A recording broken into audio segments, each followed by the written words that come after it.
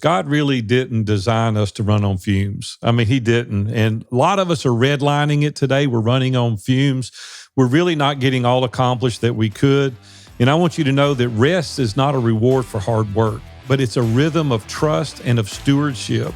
And I want you to ask yourself right now, where you're sitting right now, are you managing your time, or is your time managing you?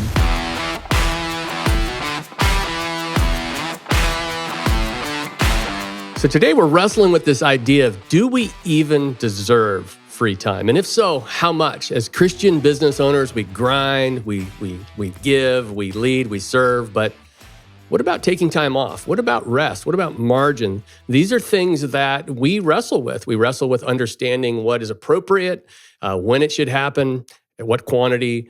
And today we're going to be diving in, try to tap into a little wisdom, a little experience, a little scripture, and wrestle with this question. So Big A, welcome to your podcast. Yeah. Hey, Seth. You know, it's funny. The preacher used to say that your sins meet you at the pulpit stairs. And this topic is really something for me that I struggle with big time. I've been working now for 50 years every day.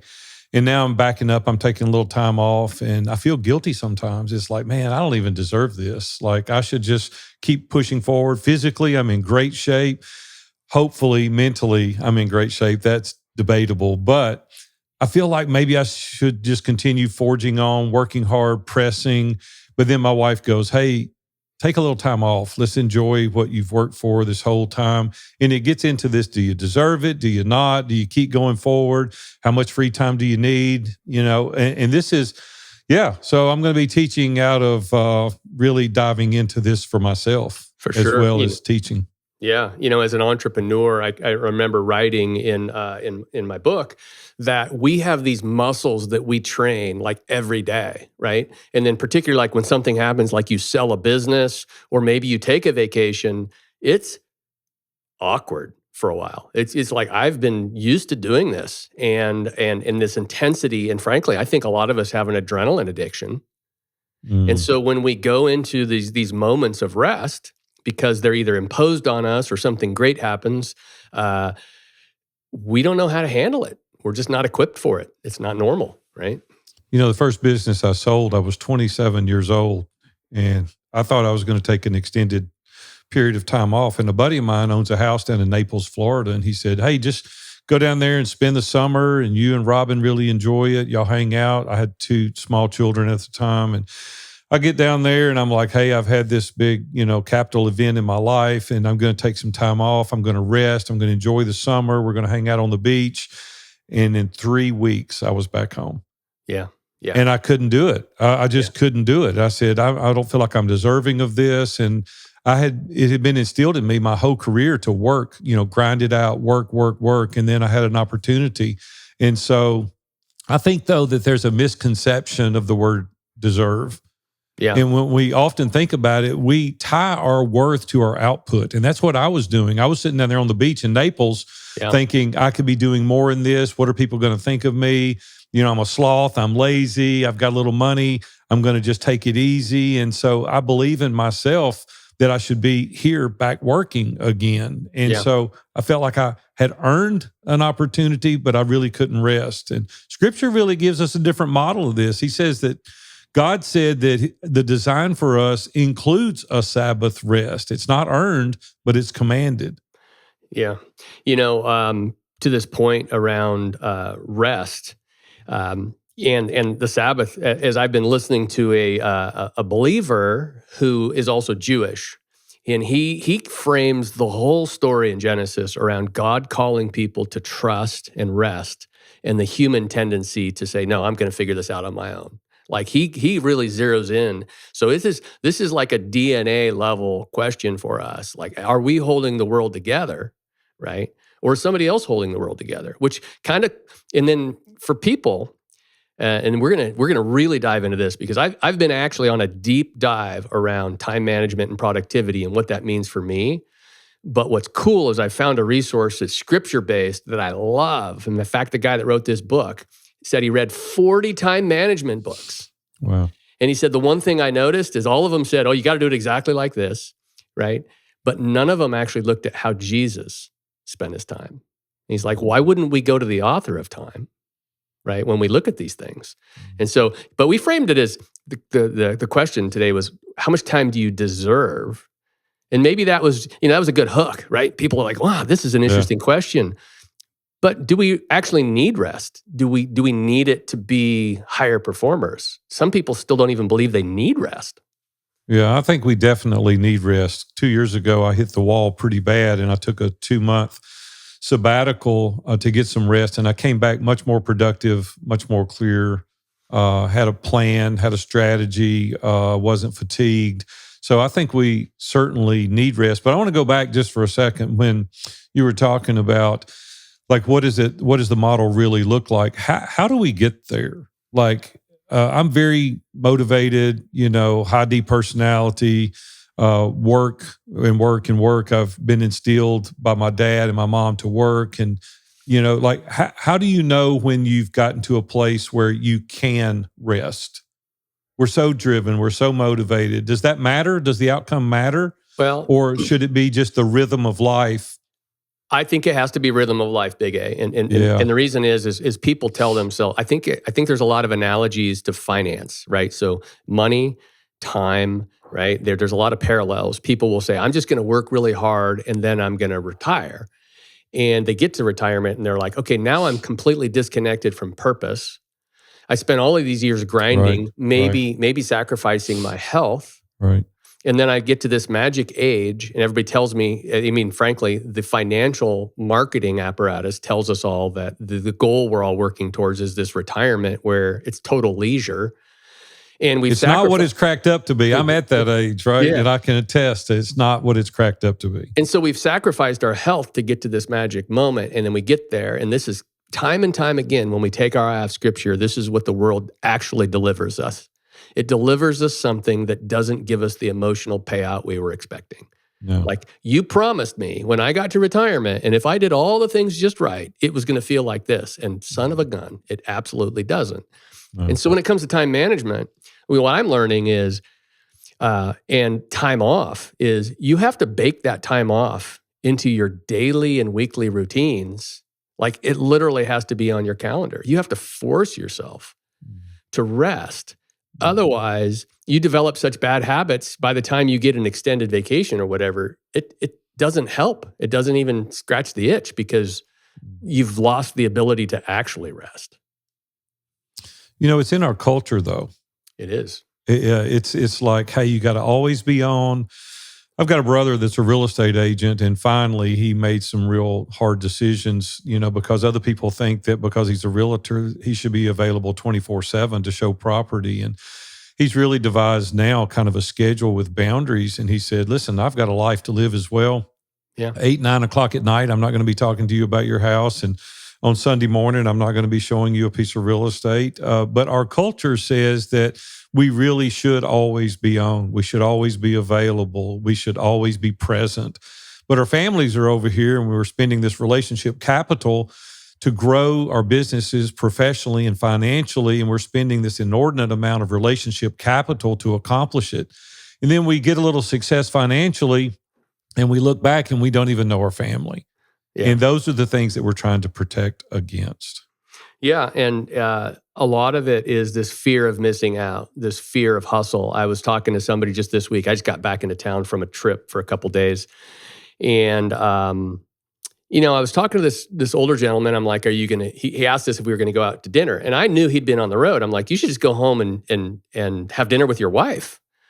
And it reminded me of a Korean CEO that I talked to one time who told me that he rarely ate dinner at home with his family, even though he had a young daughter.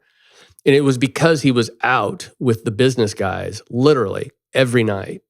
And that was actually expected in their Korean elite business culture. It's just the way they roll. And then later, it surprised me when I heard that. And then a year later, I was driving with him and I said, why is that? And he goes, because we feel as if we step back, the world's going to go on without us and we're going to be forgotten. And so it was this idea that if I tap the brakes, if I rest a little bit, I'm going to lose my stature. I'm going to lose my whatever we're hanging on to, right? Income, importance, influence, whatever it is, right? And that gets back to that trust issue that you brought up earlier, Big A. You said something that I want to go back on just a little bit, is that it doesn't give you the feeling like you thought it was going to, this age of retirement, this emotional feeling that you're going to expect. I talked to a mutual friend of mine and yours, and he was 26, 27 years old, and his wife texted him a picture of their bank account. And she goes, "This is your goal. You've been shooting for this. You have $1 million in cash in the bank." And he said it was almost deflating. Yeah. He said he thought he was going to have this elation. He was going to be so excited. He was going to be able to share with his friends. And he said it was almost this letdown, this disappointment, this feeling of it didn't do for me what I thought it was going to do for me. And I remember feeling that when I was 27, selling out to a Fortune 500, is that on the anticipation of it, and even prior to the closing, I thought, man, I've taken something when I was 19, turned it into a sale to a Fortune 500 at 27. And I remember distinctly the night or the afternoon that we closed, I went home and I felt a little bit hollow. Mm-hmm. And Yeah. Robin goes, "You're not all excited like I thought you would be." And I said, it doesn't make me feel like I thought it was going to make me feel. And that's what this is that the culture is teaching us now. It's a lie, right? To be on, to be always going. And so what I have found, conversely, is that the more I put boundaries around the time, it's more of an influence on people that I coach and mentor. And it also is better for my family. And that feeling is rewarding. Yeah. That feeling I get from my children, my grandchildren, and my wife is like, I'm glad you're present when you're present. Yeah, because it's aligned with your true goals. And so the book that I want to just kind of highlight, it should be a paid commercial because I'm that high on it, is a book by a guy named Jordan Rayner. And the book is called Redeeming Your Time. And it's been the best book I've ever read around something I struggle with, which is kind of time management.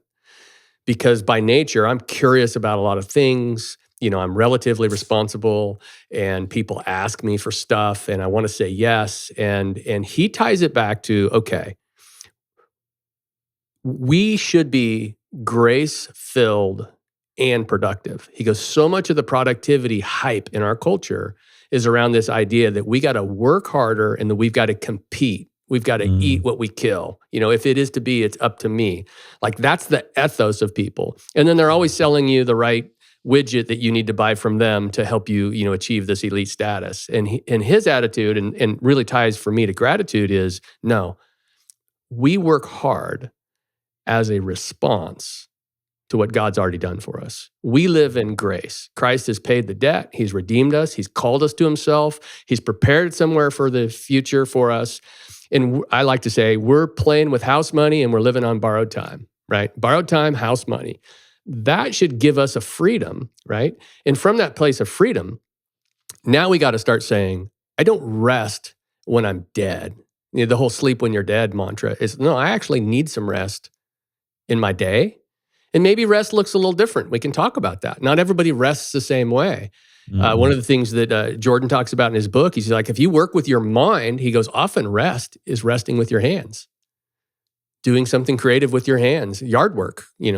If you work with your hands, maybe it's sitting down reading a book, right? But we need to be replenished as we go, not just wait 6 months and hope we survive till then. What do you tell younger entrepreneurs, small business owners today?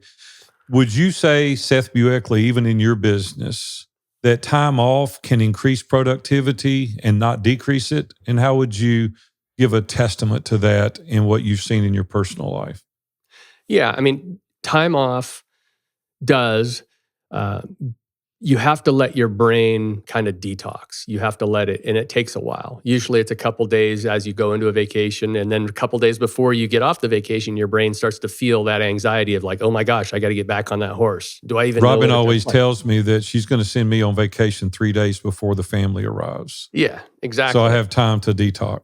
So it certainly helps, but the bigger thing that I am concluding is we get so busy with minutia that we actually don't get to do the deep work. I actually think deep work is satisfying to us. I think part of this issue that we're talking about, rest, is actually tied to I feel anxious because my life is so busy, yet I'm not actually getting the most important things done. That to me is the problem we're trying to solve. It's like, why do I need rest? It's not often just because I'm burnt out and tired physically. It's generally because my brain is like cooked because I've just been trying to slog through 10 million things all at one time. And what I'm learning and what I appreciate about this book is it teaches you how to capture all those issues, put them somewhere, you write them down, you know they're going to be taken care of, and then kind of reverse engineer it.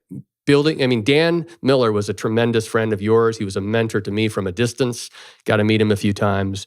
And he really highlighted that certain days of the week, he was doing deep work. And I think part of why we don't feel rested is we're buried in shallow work because we Yeah. never Task. organize ourselves enough to do some deep work. Hmm. Yeah, that's so good. I remember going over to Dan's oftentimes on the weekends, and he'd be sitting on the front porch of the sanctuary that he built off to the side of his house. And I'd be like, Dan, how's it going today? He goes, I'm doing some really deep work. And I'm like, it looks like to me, you're just sitting here. He goes, that's really deep work.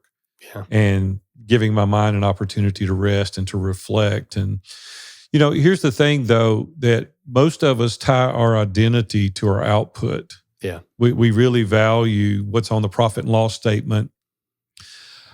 This could be an episode within itself, but one of the things that we've got to pay attention to is how we can develop margin in our life so that we can do deep work. Yeah. And we stress ourselves, we buy things we can't afford. We leverage ourselves to a point that we feel like that we have to work 24/7, 7 days a week.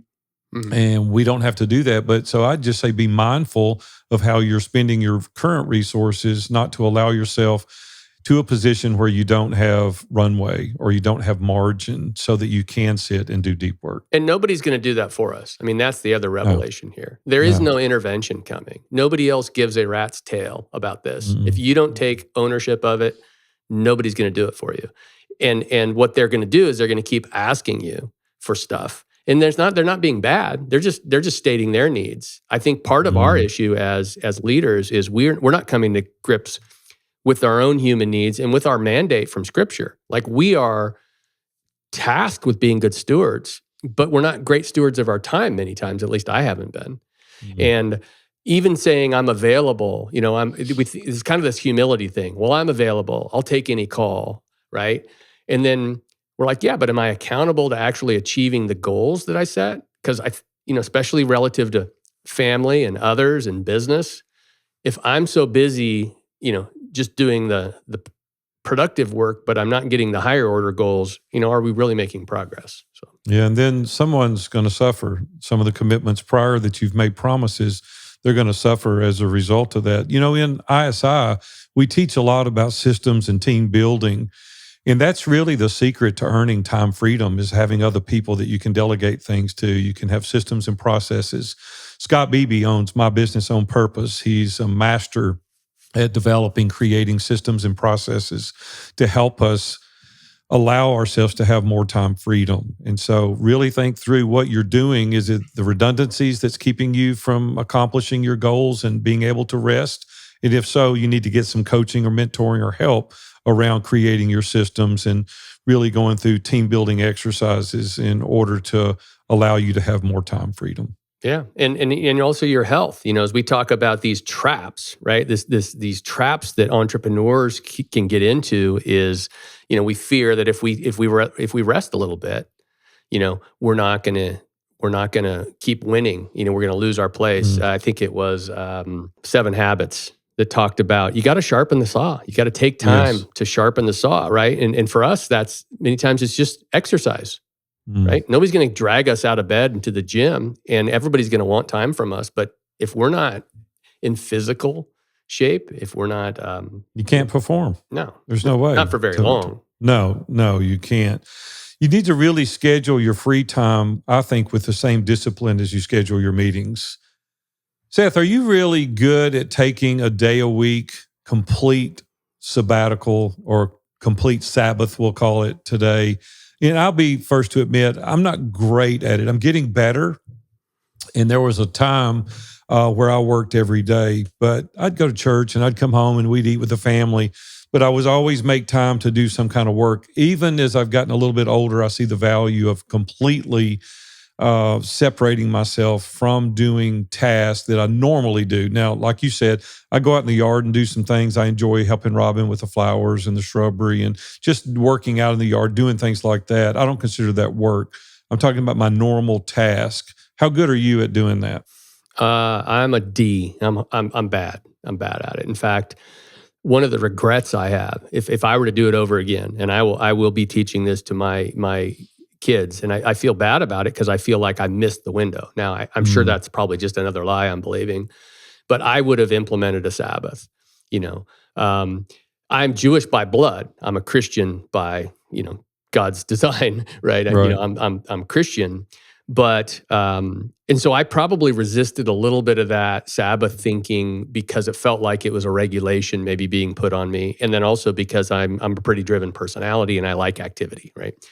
But the thing that I think people miss about why a Sabbath is so important and why I wish I would have implemented it is the relational gold that comes. In this book from Jordan, he talks about one of the things he's done with his kids is, Friday afternoon, phone goes on silent. My phone takes the day off, right? It's about games. It's about these other things. Sunday morning, he gets up, gives his kids a coffee. I thought that was hilarious. Takes them to donuts, right? And they play games as a family. They go to church and whatnot. And it's the relational capital Yeah, that is that's good. replenishing to the soul. Mm, It's not mm. so much that I'm just refraining from work. It's no, no, no, no. I'm actually making this about celebrating God's goodness and doing something tangible that isn't about me needing rest. It's about me acknowledging God commands me to rest Mm. as a act of faith to It's not even remind optional. It's a command. to remind myself and to remind Yeah, others I'm living in God's world. He's meeting my right, needs and right. I'm going to celebrate him and I'm going to rest. And so I don't know how to do this with my kids and grandkids at this stage, but frankly, I missed this boat. I just missed it and I didn't do it and I wish I would have. Well, it's one of the reasons that you and I host this podcast is to teach those that are behind us. Don't make some of the mistakes that we made, Yeah. be better. And we're telling now from experience that we know there's a better way. So learn on our dime, those that are listening, and don't do some of the things that we've done wrong. Try to implement that in your family, and the dividends will be huge. The last thing I wanted to talk about a little bit was time as an investment in what or who, and that matters most. Our number one core value here is relationships matter most. And the best use of our time or our free time that we have, it's not playing Nintendo or, Netflix, or it's not those things to escape. It's really investing in people and purpose. And these are the things that I did recognize about 25 years ago. Those that have been following me for any period of time know I had a horrific automobile accident where the life of a pedestrian was lost. And I really flipped the switch and really became self-aware of the people and the brevity of life and how fast life can change. And so for me, I do know the investment in the people is more important than the time in the business. So for you, Seth, you've not had that type of travesty in your life, but realizing it as an older man, small business owner, what would you tell people in how to invest their time and the reason it's important to invest it more in people and purpose rather than your free time just going out doing whatever you want to do? Yeah, it's a great question. For me, I think what makes figuring out what makes your soul come alive, right? Um, I think it genuinely does have to be kingdom aligned, or it's going to ring hollow, right? Which is why you bring up people. I don't know. Should it be others focused more than inward focused? I think there's got to be a balance. I mean, yes and Okay. no. I Some mean, of both. look, I mean, Jesus is back to the Jesus Yeah. as a perfect example. Yeah. He didn't allow every interruption. Some people have said Jesus is always available. And many Yeah. times they're like, hey, Jesus, come with me and go over to this place. And he's like, no, I'm teaching my Yeah. disciples right now. Yeah. And so I think it's both. And there's other And he times. rested. He rested, right? He was in the Exactly. boat. On the other side, there was people over there that were starving and dying. And he's like, I got to take a nap here for a minute on the front of the boat.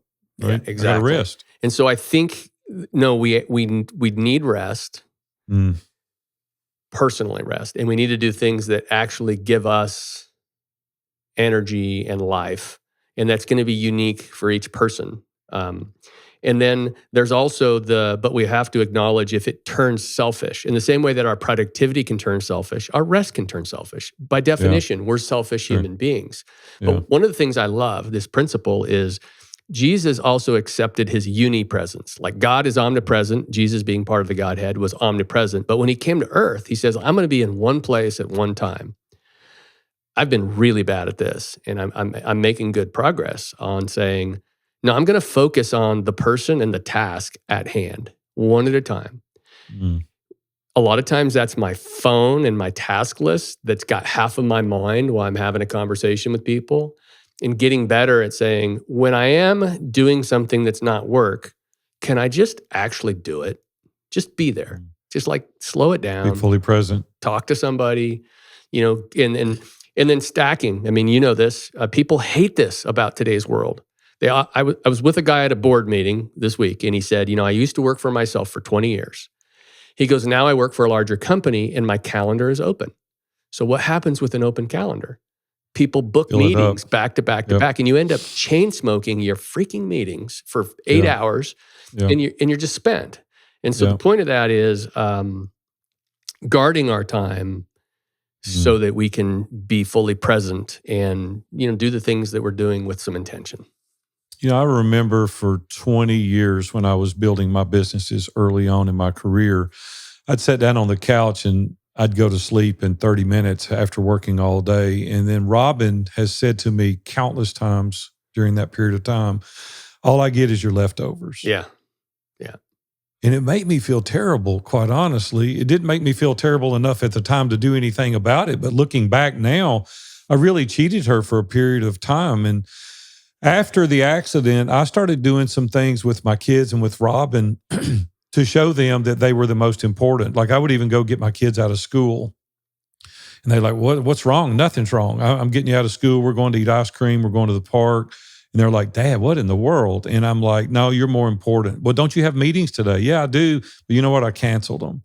And I want to encourage some of you listeners today to think through that for yourself. It's like, how could I demonstrate to my spouse or to my children or to my grandchildren that they're important? And I think that's canceling something that maybe you've got to do that you'll get to later.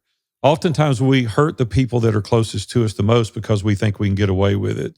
So I just want to encourage you, don't give them your leftovers. And the margin principle says without space, you can't hear God's voice or see other people clearly. Well, and strategically, this is one thing that's really hitting me lately. If you have a big idea and you have something really important, the idea that you're going to get that insight through a drive-by experience it's a myth. You learn that insight by studying a problem. It's been said that an expert is somebody who's made all of the mistakes in a very narrow field of practice, right? I also heard from somebody talking about product market fit.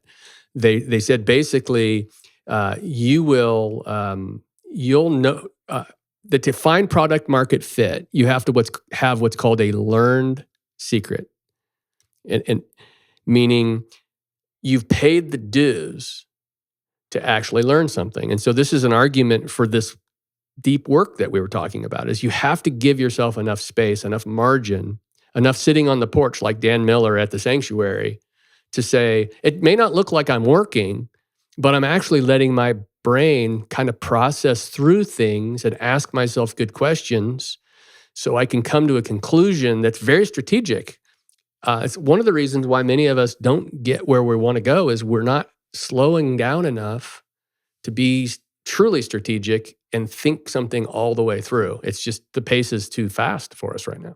Well, we live reactive and not proactive. Yes, sir. We're not intentionally following our vision plan or our vision story.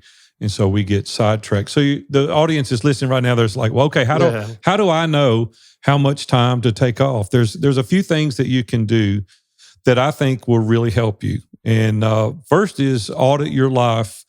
We use it called pillars, personal, professional, relational, spiritual, and financial. Those are the 5 pillars in ISI that we look at all the time. You need to audit those things and say, how is it that I'm falling short personally or professionally or spiritually? It's hard to keep all the balls in the air at the same time, but you've got to do an audit in order to find out where you're at, or take note of your current position and be honest with yourself. I tell people all the time, what is it you know that you're lying to yourself about? Yeah. Just really be honest and sit down and take an audit of your life. And then you got to think, which pillar is it that's getting neglected? And I think if you do that, that's really a clue to you, because your time should reflect your values. Right. They say your checkbook and your calendar reflect what we really believe. That's true. And here's a perfect example. My associate pastor preached a message this weekend. I was listening to it while I was traveling, and it was about prayer. And he said, prayer is actually the reflection of your maturity of a Christian life. And then the guy had a second quote. I think it was Martin Lloyd-Jones. He said, and everything else in the Christian life is easier than prayer. Wow. And what was interesting, and I want to tie that back to rest, because it comes from the same root, because we would rather work hard and grind it out than we would admit that we are children of God in His kingdom, and we need His help. And I think our issue with rest isn't how much we think we need. I think we're a crappy judge of how much rest we need. I think the issue is really, how dependent are we? How trusting are we? Right? And that's our issue with why we struggle with rest. And I would argue, ask your wife, if you're married, how much rest she thinks you need. And I would start there. That's tough. I would literally start there. I think we're a terrible judge of how much rest we actually need. Yeah, because we let our ambitious, big, hairy, audacious goals get in the way. Yeah, we do. And we want to be accomplishing something at every minute. I think the next thing that you've got to do is ask yourself, is my schedule aligned with who I say I want to become? And if it's not, who's in charge of your schedule? I mean, I know a lot of our listeners are self-employed. Yeah. And Trevor Mock, one of my closest friends, his question he's been asking lately is, what did you hire your business to do? And I've had to wrestle with that for the last year, because if my life sucks and if I'm stressed out, I get nobody to blame, particularly if I work for myself. And I'll just let that one sit. Wow, so true. Really, we've talked about it earlier, but you've got to use a rhythm, not a balance mentality, because you won't get a perfect balance every week. I don't care what you do. You've got to look for these healthy rhythms, whether it's a weekly Sabbath, whether it's a quarterly getaway, or you've got to have some margin daily in your life. You've got to have some means to measure this by. So look for a rhythm and not a balance. Yeah, but you also have to define what winning looks like, right? Because in the beginning, you have to identify that, or otherwise we'll never know when we've accomplished it or when we've won, right? Specifically relative to rest. Like, what does good rest look like? Because I don't even think we know, right? You said it earlier, and I think this is really important. You said ask your wife, but we say involve your inner circle. Yeah. Like, ask the people that you're around, whether it be your children, your spouse, your accountability partners, your mastermind group. Who are those people that can help you figure out what do I need to do in order to get this rest that I'm needing? And I even ask people, do I seem present to you? And sometimes Robin will say, no, you don't. Like, I can tell. But we've been married 45 years now. She knows when I'm not present. She's like, where are you at? And I just start laughing. And she goes, because you're not sure here on the couch with me. Yeah. And I'm like, yeah, I know I've got this thing going on, or I've got this deal I'm trying to close, or I've got, whatever. And she's like, why don't you set that aside and deal with that in the morning, and right now be present with me? Yeah, for sure. And to kind of wrap that up, we got to set these non-negotiables. I actually think our phone is a huge issue for us. That's a question. What is the non-negotiable for you about phone? Recently, I took X.